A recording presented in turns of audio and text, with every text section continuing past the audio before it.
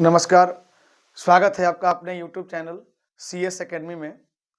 जैसा कि हमारा सीरीज चल रहा है, भारत के शास्त्रीय नृत्य, भोजन, पोशाक, व्यंजन, इन सभी से संबंधित जो हमारे सीरीज चल रहे हैं, उस सीरीज का आज दूसरा दिन है। और आज हम लोग देखेंगे महत्वपूर्ण जो आपके दिख रहे हैं ये पीछे बोर्ड पे जो आपको दिख रही है वाद्य यंत्र या इससे संबंधित जितने भी हैं, ये सभी एसएससी के विभिन्न एग्जाम में पूछे गए महत्वपूर्ण क्वेश्चन हैं और इसी को एसएससी बार बार रिपीट करता है। तो सबसे पहले हम इसी को देखेंगे और आप इसे कॉपी पे नोट कर लें और नोट करके पूरा अच्छे से याद कर लें ताकि ये आपको परेशान ना करें। तो पहला प्रश्न है, किस वाद्य यंत्र को सामान्य रूप से एक ऊर्ध्वाधर स्थिति में और तंत्री या तारों के साथ बजाया जाता है? देखिए, आप देखे होंगे गांव में जो लोग जोगी होते हैं, जो अक्सर गांव में भिक्षाटन के लिए आते हैं, तो वो अपने साथ तार से बंधी हुई एक सारंगी ऐसे बजाते हैं, तो वो धनुष आकार की होती है। इस धनुष आकार की सारंगी और धनुष आकार का ही बात बजाने वाला होता है। उसी को ये कह रहा है ये कि सामान्य रूप से एक ऊर्ध्वाधर स्थिति में तंत्री या तारों के साथ बजाया जाता है और ऐसा माना जाता है कि वो धनुषाकार आकृति होती है। तो इस वाद्य यंत्र का नाम है सारंगी। आपका आंसर हो जाएगा सारंगी। तो अक्सर तार से बनने वाले वाद्य यंत्र के बारे में पूछा जाता है। इसमें सारंगी है, इसमें वीणा है, इसमें सितार है ना। ऐसे कुछ वाद्य यंत्र हैं जो गिटार भी है, जो बिना तार के नहीं हो सकते, लेकिन अगर धनुषाकार शेप में पूछेगा तो वह हो जाएगा आपका सारंगी। दूसरा है, रुक्मणी देवी अरुणडेल किस नृत्य शैली से संबंधित है? तो सबसे पहले हम देखें कि भारत में सबसे पुराना जो नृत्य शैली है वह है भरतनाट्यम और रुक्मणी देवी अरुणडेल जो है यह भरतनाट्यम नृत्य से संबंधित है और इन्हें भारत में नृत्य शैली के पुनर्जागरण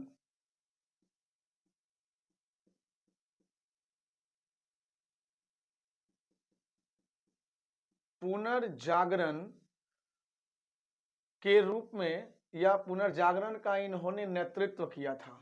मुख्यतः मद्रास की रहने वाली यह महिला है।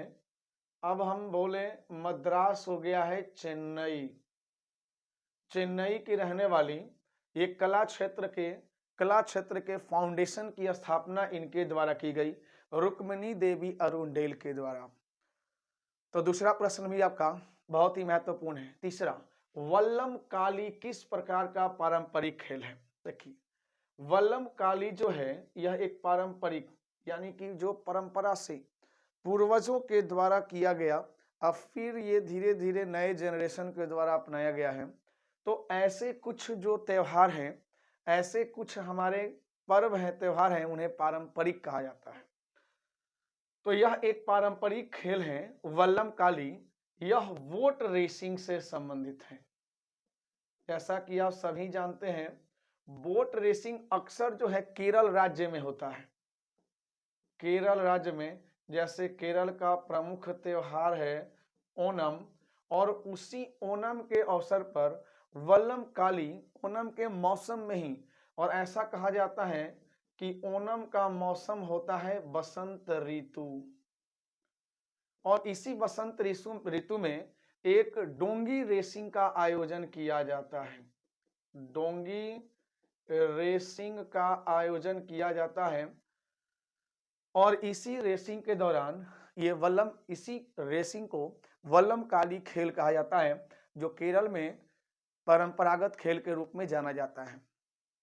तो जो भी आपके स्टैटिक जीके में सबसे परेशान करने वाला जो पोर्शन है, उसको हम निरंतर सीरीज के रूप में लेकर आएंगे और आप लोग इसको कॉपी में नोट डाउन करेंगे और इसको याद करेंगे, छोड़ना नहीं इसको।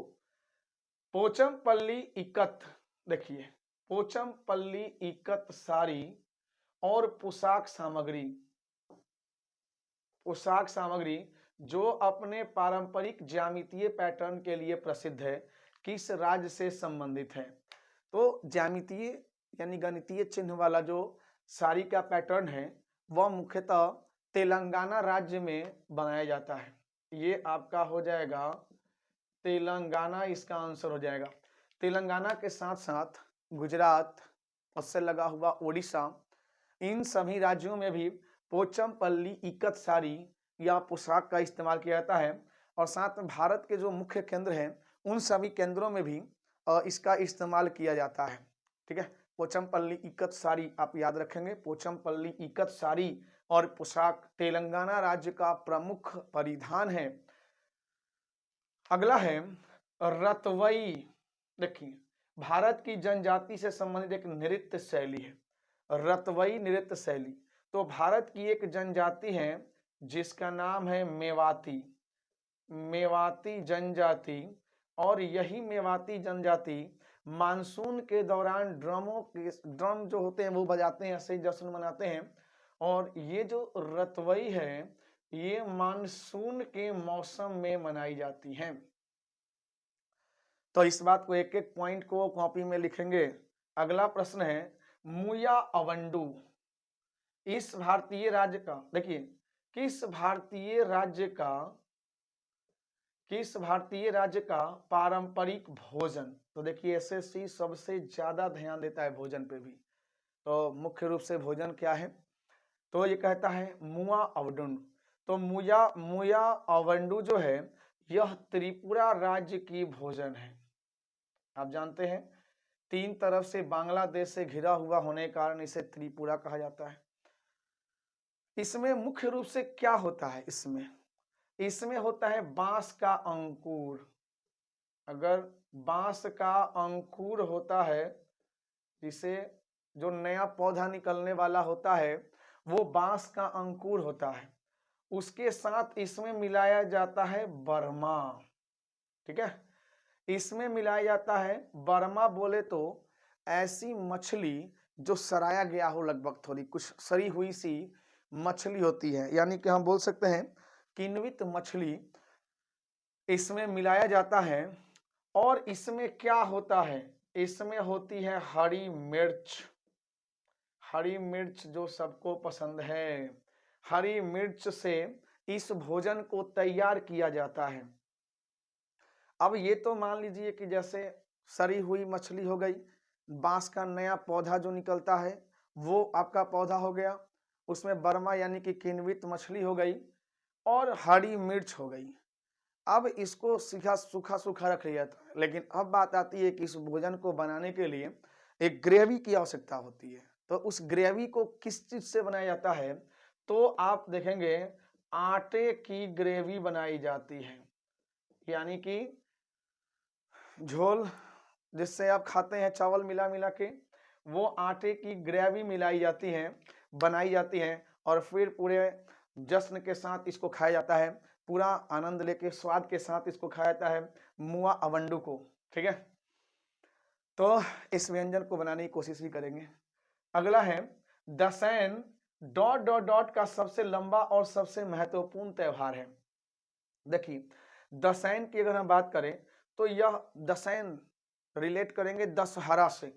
दसैन दशहरा से सबसे लंबा त्योहार माना जाता है। मुख्यतः यह नेपाल का त्योहार है, नेपाल का सबसे लंबा त्योहार है। और ऐसा माना जाता है कि जब माँ दुर्गा ने महिषासुर का वध किया था, उस महिषासुर के वध का उत्सव मनाने के लिए इस दसैन नामक त्योहार का आयोजन किया जाता है। 10 दिन तक चलने वाला यह एक पारंपरिक त्योहार है जो नेपाल में मनाया जाता है। अगला है नंदा देवी मेले का आयोजन। आप जानते हैं ये नंदा देवी उत्तराखंड कुमाऊं क्षेत्र में हर साल किस महीने में मनाया जाता है। तो आप देखेंगे अगर हम महीना की बात करें तो वह महीना है सितंबर महीने में इस कुमाऊं क्षेत्र में नंदा देवी मेले का आयोजन किया जाता है। और इसमें अल्मोड़ा हो गया, नैनीताल हो गया, बागेश्वर हो गया ओवाली हो गया, है ना। और इसके साथ साथ अगर हम बात करें तो जौहर के दूर दराजों के गांव में इस नंदा देवी मेले का आयोजन किया जाता है, जो कि सबसे प्रमुख कुमाऊं क्षेत्र में है। अगला है, किस त्योहार को मणिपुरी मणिपुरी नव वर्ष के रूप में जाना जाता है? तो इन सभी त्योहारों को, व्यंजनों को आप अच्छे से याद करें। तो मणिपुरी नव वर्ष को चिराओबा उत्सव, जो आपका है, याद रखेंगे, चिराओबा चिराओबा उत्सव के रूप में, जो ये चिराओबा उत्सव है, मणिपुरी नव वर्ष के रूप में जाना जाता है। और ऐसा माना जाता है कि यह मणिपुर का महत्वपूर्ण त्योहार है। फिर कहता है रऊफ, समझ गए होंगे, ये बार बार एग्जाम में आने वाला वीवीआई क्वेश्चन, किस राज्य का नृत्य रूप है? तो रऊफ जो है वो जम्मू और कश्मीर का नृत्य है। तो इन सभी नृत्यों में अगर हम बात करें तो ये सारे के सारे इंपॉर्टेंट है। और ये रऊफ और हिकत तो कई बार पूछ चुका है, जो जम्मू कश्मीर का है। इसमें कूद रौफ भी है, इसमें कूद रौफ भांड नृत्य, कूद रौफ भांड नृत्य। एक और नृत्य जो पूछा जाता है इसमें, वह पूछा जाता है पाथेर नृत्य, इसमें पूछा जाता है ना। इसमें बच्चा नगमा नृत्य पूछा जाता है, बच्चा नगमा। भांड जश्न, इसमें पूछा जाता है आपका भांड जश्न नृत्य, जम्मू कश्मीर में है। वूगी नथुन नृत्य, ये भी आपका है, वूगी नथुन नृत्य, ये भी आपके जम्मू कश्मीर से संबंधित है। तो इन 10 नृत्यों को आप देखें तो सबसे पहले तंत्री नृत्य, जो वाद्य यंत्र है धनुषाकार होता है, वह सारंगी है। रुक्मिणी देवी अरुंडेल जो है भरतनाट्यम से है। वल्लम काली वो ट्रेसिंग से संबंधित त्यौहार है। रतवई व्यंजन है आपका, है ना, नृत्य शैली है जो मेवाती जनजाति मनाती है। मुया वडू व्यंजन है। दशैन 10 दिन का नेपाल में मनाया जाने वाला त्यौहार। नंदा देवी कुमायूं क्षेत्र में सितंबर महीने में मनाए जाने वाला त्यौहार है ना। और रऊफ हिकत जो है जम्मू कश्मीर की नृत्य शैलियां हैं। तो आइए इसके बाद हम देखेंगे अगला 11 नंबर प्रश्न है, पांडवानी तो किस राज्य की, देखिए पांडवानी सबसे प्रसिद्ध लोक कथा है। तो पांडवानी जो है आपका आंसर बनेगा छत्तीसगढ़।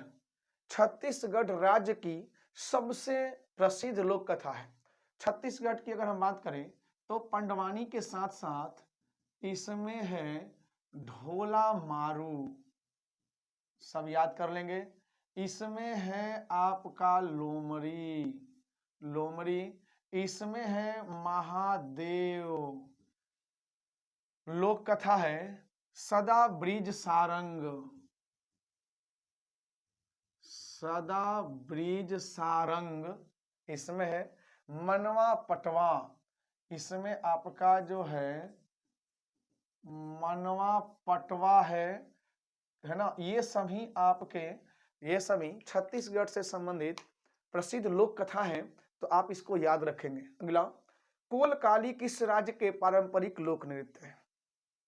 तो ये भी बहुत ही महत्वपूर्ण है। ये जो आपका कोलकाली है तो किस राज्य का संबंधित, किस राज्य से है? तो आंसर बनेगा केरल। तो ये केरल का लोक नृत्य है कोलकाली, केरल। इसके साथ इसमें है कथकली, जो आप जानते हैं प्रमुख नृत्य में से एक है कथकली। उसके बाद है मोहिनी अट्टम, मोहिनी अट्टम इसमें नृत्य है। कुटियाट्टम, आप देखें कुटियाट्टम, कुटियाट्टम नृत्य है। इसमें आपका कुथु है, कुथु है। इसमें ओपन्ना है, चकयार है। ये सभी नृत्य केरल राज्य से संबंधित हैं। तो सबसे महत्वपूर्ण टॉपिक आपका जो शास्त्रीय नृत्य से तो नहीं, लेकिन ये लोक नृत्य कला जो है, लोक कथा व्यंजन, पारंपरिक जो नृत्य है उनसे संबंधित मेले वगैरह सब। फिर कहता है तिलाना शब्द किस नृत्य शैली से संबंधित है? तो तिलाना जो है यह भरतनाट्यम, सभी प्रश्न एक एक प्रश्न एसएससी के द्वारा पूछा गया है 2021-22 में। सभी लेटेस्ट क्वेश्चन एकदम जो एग्जाम में पूछे गए हैं वही मैं करा रहा हूं। आप इसको निरंतर पढ़ें और इसके इर्द गिर्द से ही सवाल पूछे जाएंगे और यह डायरेक्ट भी पूछे जा सकते हैं, इसलिए आप इसको पूरा अच्छे से याद करें। ये सब तिलाना शब्द किस नृत्य शैली से संबंधित है? तो तिलाना नृत्य भरतनाट्यम से है, सबसे पुराना नृत्य शैली है।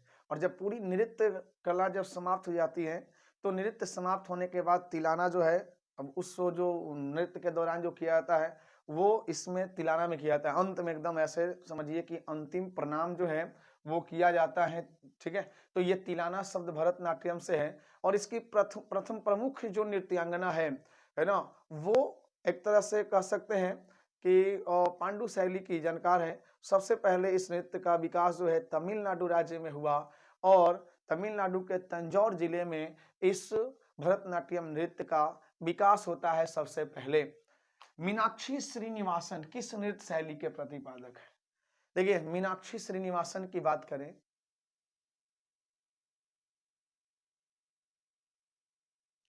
तो मीनाक्षी श्रीनिवासन भी भरतनाट्यम आपका आंसर हो जाएगा। ये भी आपका भरतनाट्यम से संबंधित है, मीनाक्षी श्रीनिवासन, बहुत ही महत्वपूर्ण। बाकी तो हमने यहाँ पे बता ही दिया, सेम टू सेम था, दोनों पूछा गया। उज्जैन, हरिद्वार, प्रयागराज, वाराणसी में से कौन से स्थान पर कुंभ मेला का आयोजन किया जाता है? तो आपको हम बता दें कुंभ मेला का आयोजन 12 वर्ष में हर 4 वर्ष पर कुंभ मेला का आयोजन किया जाता है। 3 जगह पर मुख्यतः कुंभ मेला का आयोजन होता है। कह रहा है कि इसमें कहाँ नहीं होता, तो इसमें वाराणसी में कुंभ मेले का आयोजन नहीं होता। उज्जैन की बात करें तो मध्य प्रदेश के उज्जैन में क्षिप्रा नदी के तट पर उज्जैन में कुंभ मेला का आयोजन होता है। हरिद्वार जहाँ पे गंगा जमुना मिलती है ना, उस हरिद्वार गंगा जहाँ से चलती है, हरिद्वार उत्तराखंड में है आपका, है ना। और उसके बाद आपका प्रयागराज, ये 3 तो हो गए मेन, है ना। एक आपका दक्षिण भारत में यानी कि 4 बार आयोजन होता है साल में, और वह जो है आपका नागपुर में आपका आयोजन किया जाता है। तो ये कुल मिला के कुंभ मेले का आयोजन 4 जगह किया जाता है। अगला है धंगारी गाजा, एक नृत्य शैली है जो मुख्य रूप से संबंधित है। धंगारी गाजा की बात करें तो यह महाराष्ट्र के सोलापुर में, यह नृत्य जो है महाराष्ट्र के सोलापुर में आयोजित की जाती है और गड़रिया जनजाति के द्वारा इस नृत्य का आयोजन किया जाता है और इसमें कविता के रूप में गायन किया जाता है। यह मुख्यतः कविता के रूप में इसमें गायन होता है। आगे बढ़ा जाए तो धंगारी गाजा भलारी के लोकप्रिय लोकगीतों में से एक, भलारी ये आपका भल्लारी लोकप्रिय लोकगीतों में से एक है जिसे किसान अपने खेतों में काम करते हुए गाते हैं। जब मजदूर संगठन के रूप में काम करते हैं तो इंटरटेन करने के लिए भल्लारी गीत का गायन करते हैं और यह आपका हो जाएगा महाराष्ट्र, महाराष्ट्र राज्य से संबंधित है। अगला गंभीर, धाली और जात्रा, ये सभी आपके मोस्ट इंपॉर्टेंट। गंभीर, धाली और जात्रा किस राज्य के प्रसिद्ध नृत्य हैं? तो ये तीनों के तीनों नृत्य आप जानते होंगे, ये तीनों के तीनों नृत्य जो है वो पश्चिम बंगाल से संबंधित हैं। पश्चिम बंगाल की ये नृत्य हैं जिसमें गंभीर, थाली और जात्रा तो कई बार एसएससी पूछ चुका है ना। इस बार तीनों को एक साथ पूछा है कंबाइंड रूप से, तो आप इसे याद करेंगे। अगला है भारत के किस राज्य में जल क्रीड़ा संस्थान है? तो जल क्रीड़ा संस्थान की बात करें तो जुलाई 1900, देखिए सबसे पहले इसका आंसर जानेंगे। जल क्रीड़ा संस्थान गोवा में है और जुलाई 1990 में इसकी स्थापना की गई, ठीक है। तो ये भी देखिए कितना रेयर क्वेश्चन है, बहुत ही रेयर क्वेश्चन ये भारत के किस राज्य में जल क्रीड़ा संस्थान है? तो मोस्ट इंपॉर्टेंट, आप इसे अच्छे से रट लें। अगला है, धनु यात्रा किस राज्य का एक पवित्र त्योहार है? तो धनु यात्रा की बात करें तो यह ओडिशा राज्य की एक पवित्र त्योहार है और ऐसा कहा जाता है कि यह वार्षिक नाटक पर आधारित है। वार्षिक नाटक पर आधारित है और माना जाता है कि ओपन एयर यानी कि खुले में नाटक किया जाता है। इसमें खुले में नाटक होता है और जश्न के रूप में इसे मनाया जाता है। तो इस प्रकार से आपके 20 प्रश्नों की श्रृंखला जो मैं निरंतर करवा रहा हूं, इसको आप निरंतर याद करें, कॉपी में नोट कर लें। आइए, एसएससी जीडी में पूछे गए अभी हाल ही में कुछ महत्वपूर्ण प्रश्न हैं जिन्हें हम देखेंगे। करीब 38-40 प्रश्न हैं जो पूछे गए हैं और निरंतर जो भी क्वेश्चन पूछे जाएंगे वो सभी प्रश्न मैं करवाते रहूंगा और इन प्रश्नों के साथ कुछ एक्स्ट्रा फैक्ट भी होंगे जो आपको याद कर लेने होंगे। इसके इर्द गिर्द आपको पढ़ना होगा।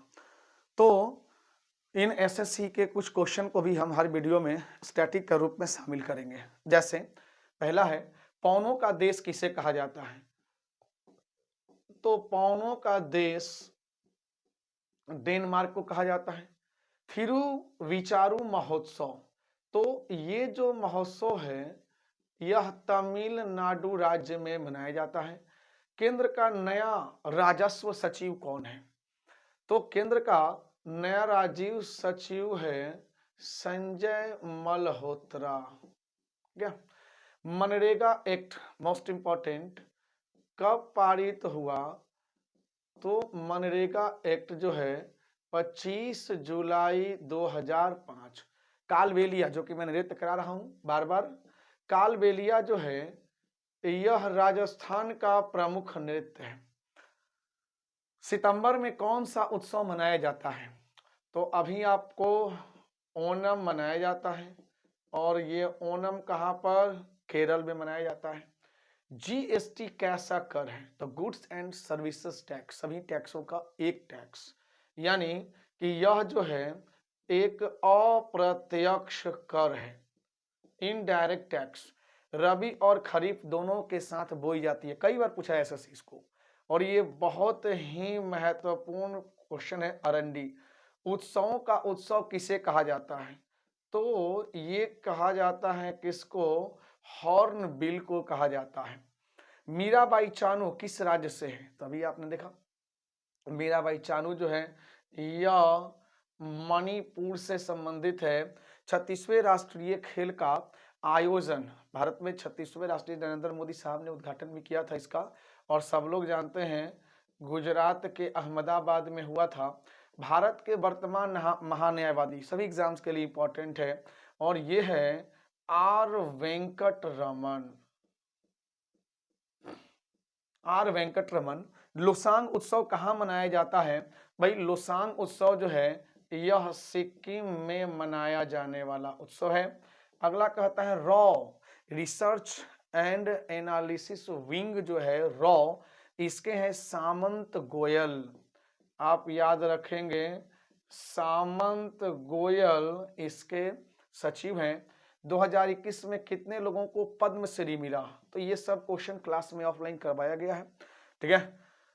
102 सागा दावा जो है यह सिक्किम का त्योहार है। सिक्किम का शोभना नारायण संबंधित है। तो शोभना नारायण कथक की नर्तकी हैं। स्टार्टअप किस मंत्रालय के द्वारा? देखिए 16 जनवरी 2016 स्टार्टअप, और इसे वाणिज्य एवं उद्योग मंत्रालय द्वारा इसे मनाया जाता है। भारतीय ओलंपिक संघ की स्थापना कब हुई? तो आप याद रखेंगे 1927। और भारत में माइक्रो फाइनेंस का नियंत्रण कौन करता है भाई? तो RBI, reserve bank of India, ठीक है। तो इसको आप अच्छे से याद कर लें, पूरा एकदम एक एक प्रश्न याद करना होगा। सुप्रीम कोर्ट की स्थापना कब हुई? बहुत ही इंपॉर्टेंट, 1 अक्टूबर 1937 भारत में एक सुप्रीम कोर्ट की स्थापना की गई। 2018 एशियन गेम का थीम क्या था? तो इसका थीम था एनर्जी ऑफ एशिया। अगला है, हरित क्रांति सबसे पहले किस देश में लागू की गई? तो ये लागू की गई मैक्सिको। सब एसएससी जीडी में पूछे गए प्रश्न है 2023 में। सीबीएसई के अध्यक्ष कौन है? तो ये है आपके निधि छिब्बर। अगला है, सोनल मानसिंह का संबंध किस नृत्य से है? तो ये भरतनाट्यम एवं ओडिसी दोनों से है। सागरमाला परियोजना, तो ये आप जानते हैं कि बंदरगाहों का आधुनिकीकरण करने के लिए सागरमाला परियोजना की शुरुआत की गई थी। चांगलो नृत्य बहुत ही इंपॉर्टेंट है। चांगलो नागालैंड से संबंधित है। खेलो इंडिया यूथ गेम पहली बार 2018 नई दिल्ली में प्रारंभ की गई थी। खर्ची पूजा, तो आपको मालूम है कि 14 दिन का बहुत ही पवित्र पूजा है जो त्रिपुरा राज्य में मनाया जाता है। सर्वाधिक बार रणजी ट्रॉफी, बहुत ही आसान सा क्वेश्चन, जो क्रिकेट पसंद करने वाले लोग हैं उनको मालूम है। मुंबई कितने राज्यों में विधान परिषद है? 6 राज्यों में, जिसमें बिहार है, यूपी है, और इसमें आंध्र प्रदेश है, तेलंगाना है, और इसमें कर्नाटक है, और इसमें महाराष्ट्र है। याद रखें, बिहार, यूपी, आंध्र प्रदेश, तेलंगाना, कर्नाटक और महाराष्ट्र। गो फुगड़ी, अघोरे मोदनी नृत्य, ये सभी नृत्य जो हैं गोवा राज्य से संबंधित हैं। गुणकंता डटा बारयान किस शास्त्रीय नृत्य से संबंधित है? तो आपको मालूम है सत्रिया नृत्य, जो असम का शास्त्रीय नृत्य है। केंद्रीय सतर्कता आयोग के आयुक्त कौन है? सुरेश पटेल। सुरेश पटेल आपका हो जाएगा। पंचायती राज व्यवस्था नहीं है, ये अभी बीपीएससी में पूछा गया था और कई एग्जाम में बीपीएससी में पूछा गया था, बिहार से ही पूछा गया था। इसमें भी पंचायती राज व्यवस्था नहीं है, याद कर लेंगे। नागालैंड, मेघालय, मिजोरम और दिल्ली। नागालैंड, मेघालय, मिजोरम और दिल्ली। संथाल नेता, तो ये है आपके सिद्धू एवं कान्हू।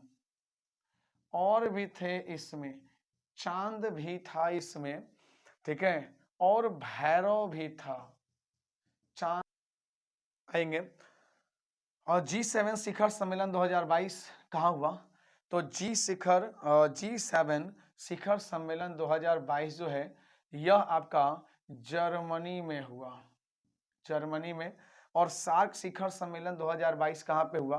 तो देखिए ये कुछ इंपॉर्टेंट हैं जिसको आप याद कर लेंगे, पाक में हुआ। इसके साथ अगर बिम्स्टेक पूछता है, आप लिख लेंगे, कॉपी में नोट कर लेंगे।